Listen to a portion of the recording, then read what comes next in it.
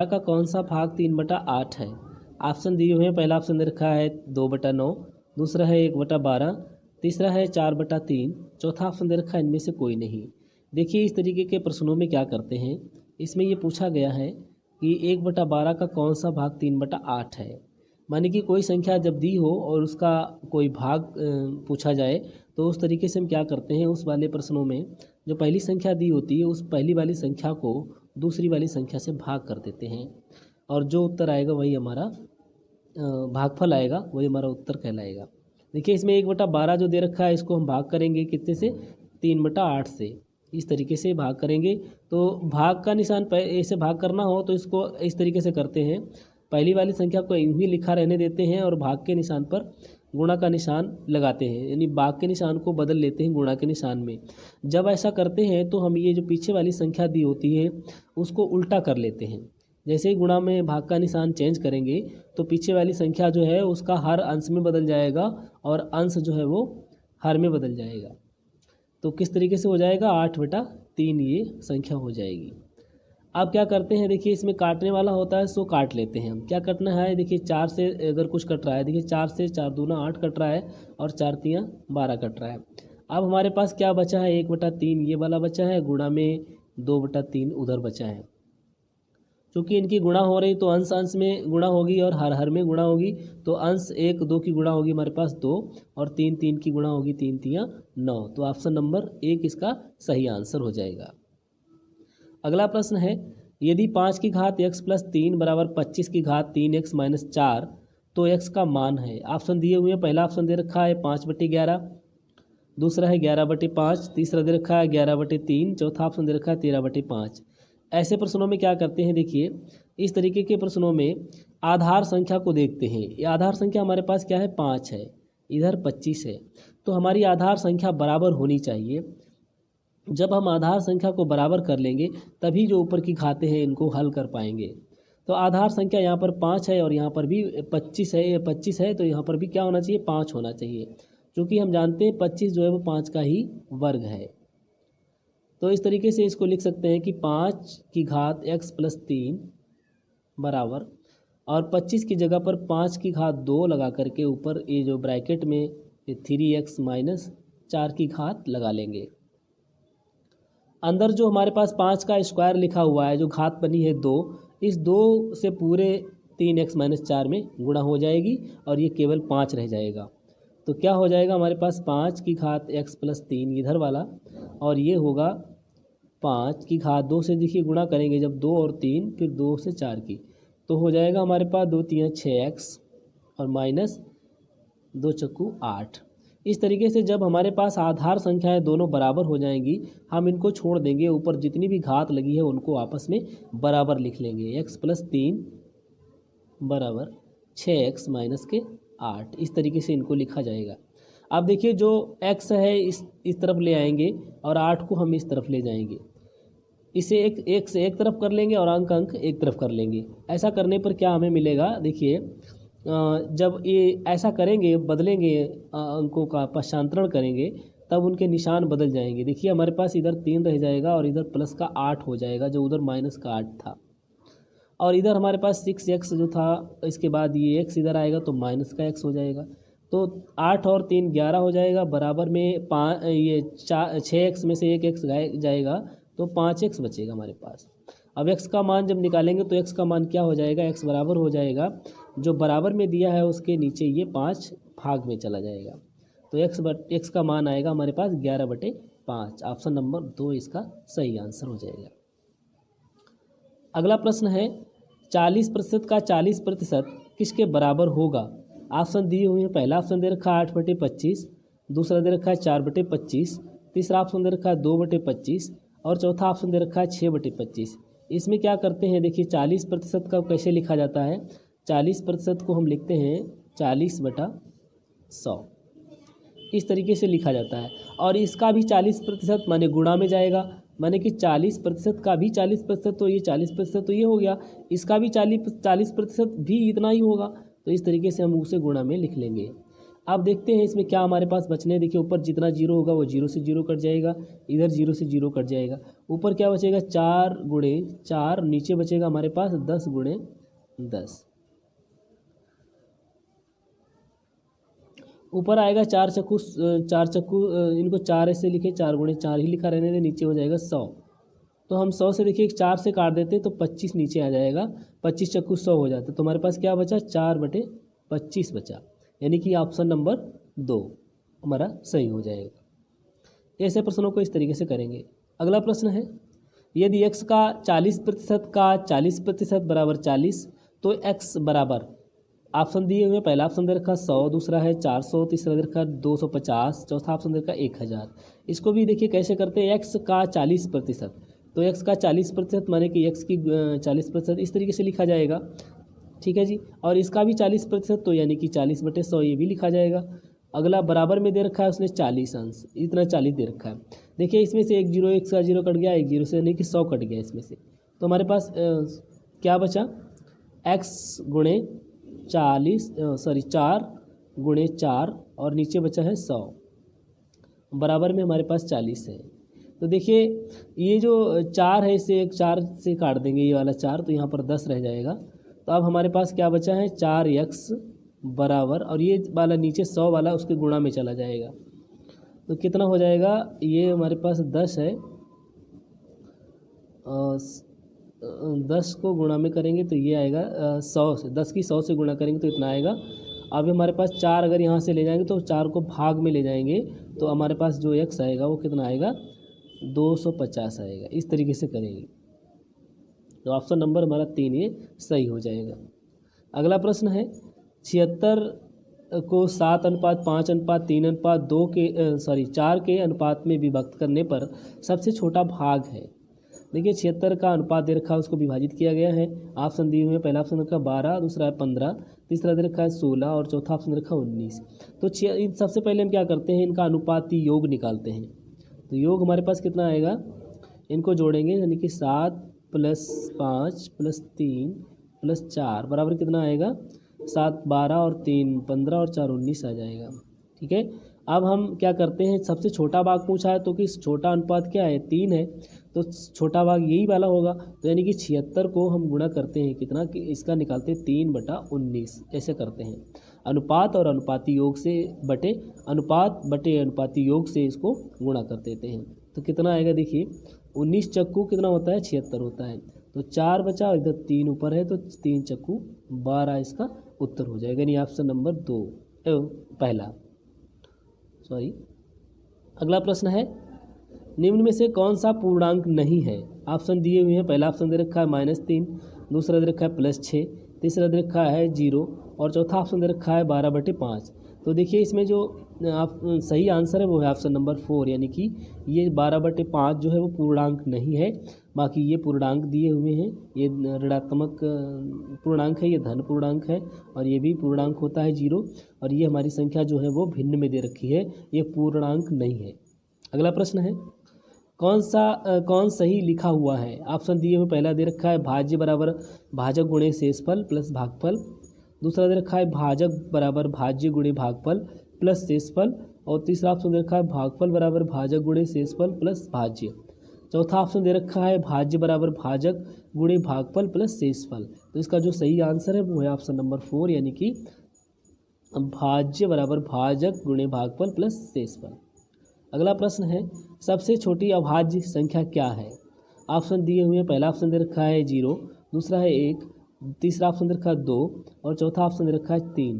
तो इसका जो सही आंसर है वो है ऑप्शन नंबर 2, यानी कि सबसे छोटी अभाज्य संख्या 2 होती है।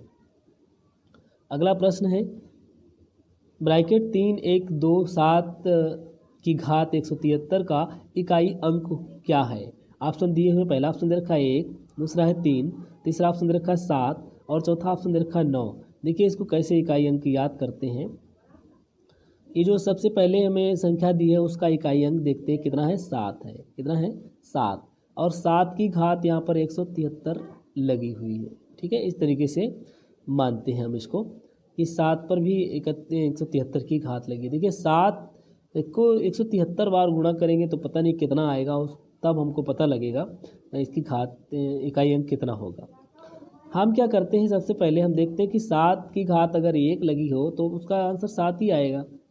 अगर 7 की घात 2 लगी है तो इकाई का अंक कितना आएगा उसमें 9 है। 7 7 49 होता है तो 9 आएगा इकाई का अंक।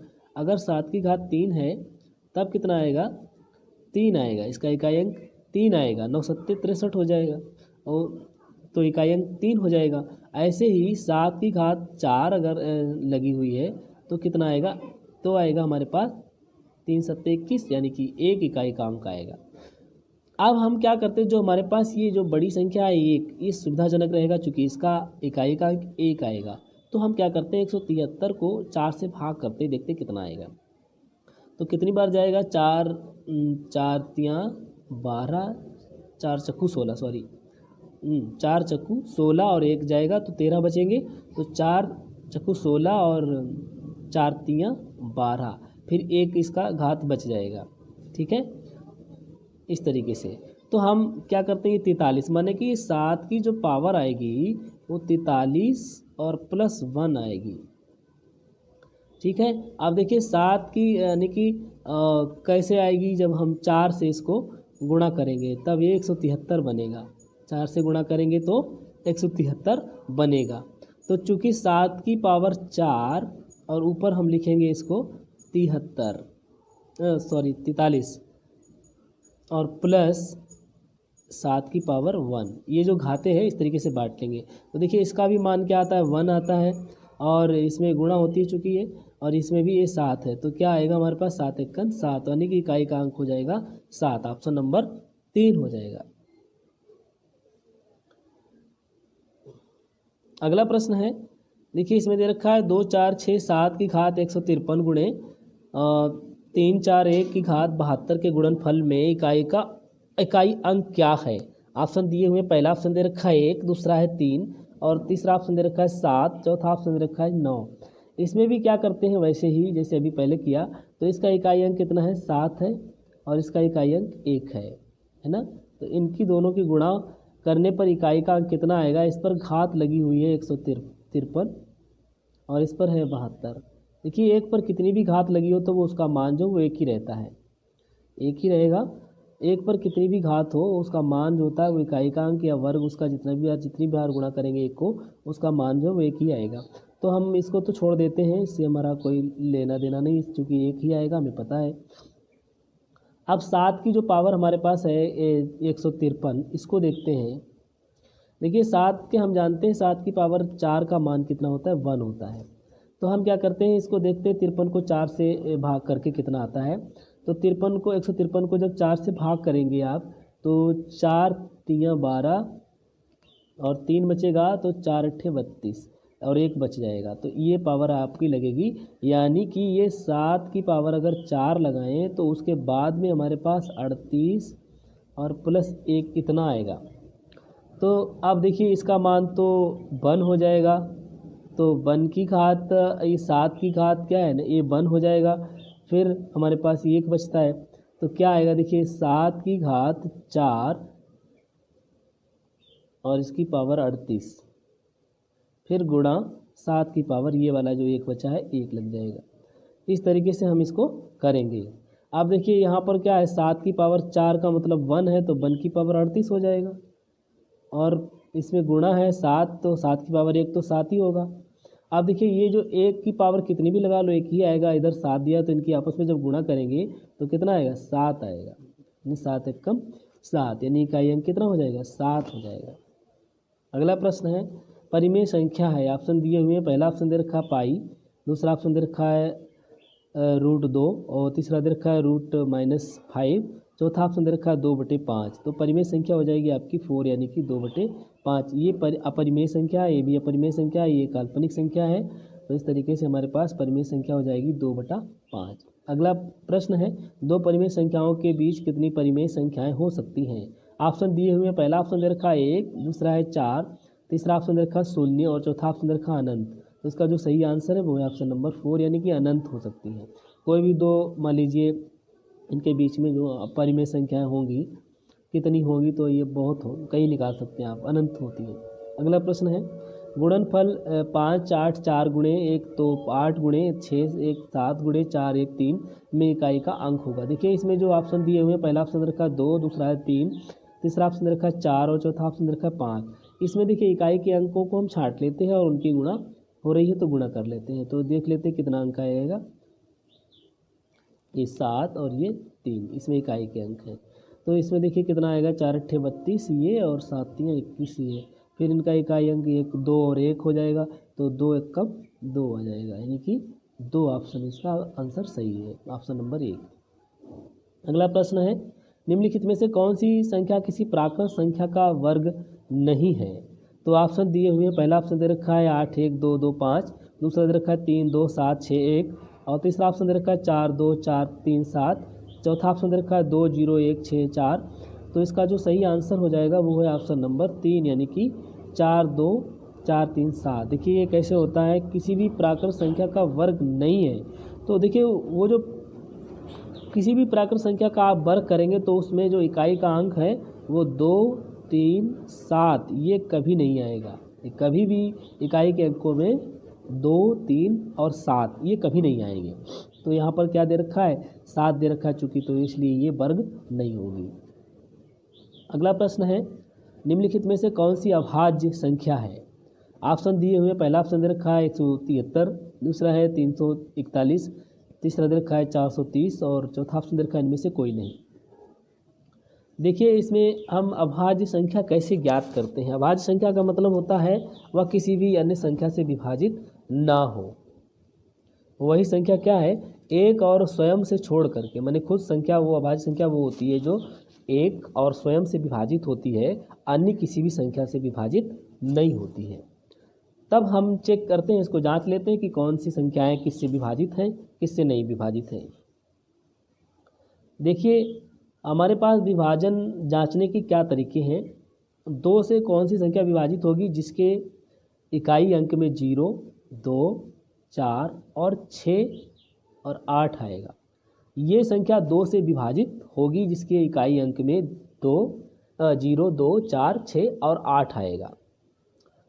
तो इसमें देखिए ये तो 0 आ रहा है, विभाजित है, तो ये आंसर नहीं है। अब हमारे पास 2 संख्याएं बची हैं। अब 3 क्या होता है, 3 से कौन सी संख्या विभाजित होती है, जिनके अंकों का, जो संख्या दी है उनके अंकों का योग अगर 3 से विभाजित है तो वो संख्या 3 से विभाजित होगी, जिनके अंकों का योग। और 9 भी होता है। इसमें क्या होता है, 3 और 9 से वो संख्याएं विभाजित होती हैं जिनके अंकों का योग अगर 3 या 9 से विभाजित है तो वो संख्या भी विभाजित हो जाएगी 3 9 से, अन्यथा नहीं। तो देखिए इसको चेक करते हैं ज़रा। ये जो पहली संख्या दे रखी है 1 7 3, कितना हुआ, 11 हुआ। तो 11 3 से विभाजित नहीं होगा, 9 से भी विभाजित नहीं होगा। इस वाली को देखते हैं, इस वाली में आएगा अंकों का योग 8, तो ये भी संख्या क्या है, नहीं विभाजित है।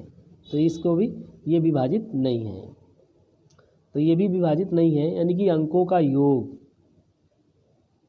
अंकों का योग अगर विभाजित है तो वो संख्या 3 और 9 से विभाजित होगी। अगला है देखिए 4 हमारे पास। तो 4 से कौन सी संख्या विभाजित होगी, जिसके इकाई और दहाई अंक जितने भी लिखे हों, माने इकाई और दहाई अंकों से जो संख्या बनी हुई है वो अगर 4 से डिवाइड है तो वो संख्या डिवाइड हो जाएगी 4 से।